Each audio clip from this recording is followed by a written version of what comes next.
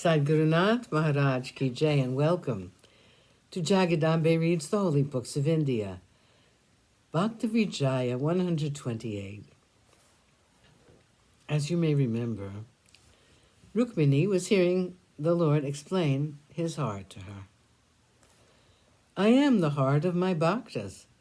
They are my nearest relatives. Consider from every side my bhaktas seem more generous than I am. Therefore I, Keshav, Krishna, have no desire to go away from being near to Nama's heart. While the husband of Rukmini was saying this, the sun arose. What then happened further? Listen with reverence, you wise bhaktas. Many languages, but one meaning. This delightful story of bhakti, without comparison, has been related in the 14th chapter. Just as in the 11th section of the Bhagavat, Sri Krishna spoke to Uddhava. In that book, the delightful chapter is the 29th. In it are poured out nothing but divine juices. So in this Bhaktavijaya, it is the 14th that does this. You may say your verses are in Marathi, and you yet compare them with that of Supreme Gita. But that's not truly so. Listen to my observation on this point. In the Tirthavali, Sri Yaneshwar has spoken with his own lips. I've taken his words as my authority and described things as he does. When you turn to the meanings of words, the Marathi and Sanskrit are considered as conveying the same sense. Just as the cow has two names, Gautami in Sanskrit and Gaya, Marathi. But she gives only one kind of milk.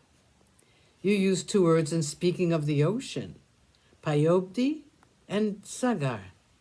But there's no difference in their waters.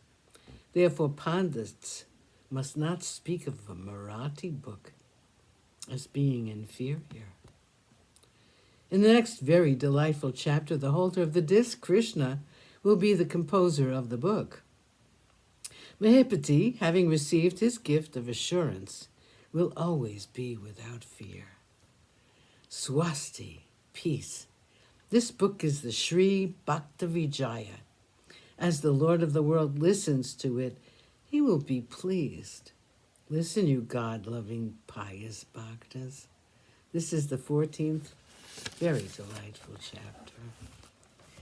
Chapter 15, Namdev's life continued. Obeisance to Sri Ganesh, obeisance to Rukmini and Pandurang. Bhaktavijaya is for lovers of saints. Listen with reverence, you hearers. Today, the husband of Rukmini is especially pleased with you. Therefore, he has made the stories of his bhaktas widely known and in detail over the whole of the earth.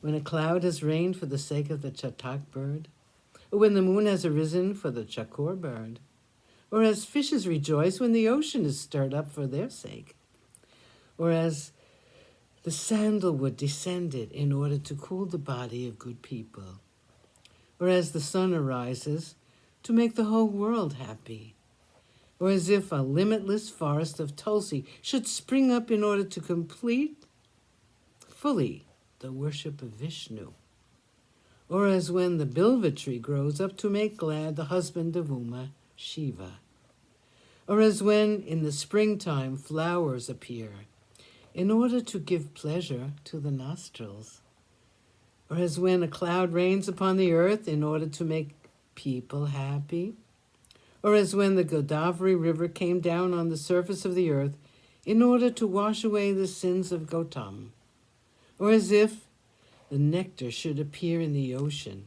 in order to satisfy the gods. So, for you who listen with fondness, these stories of the saints have been composed. Listen with reverence, you pious folk, to a summary of the previous chapter. The holder of the Sharanga bow, Krishna, had said to Rukmini, I intensely love all my bhaktas, but I always feel a limitless love for Nama, more intense than the others. Sadhguru Nath Maharaj Ki Jai. Thank you for coming. I hope you come again.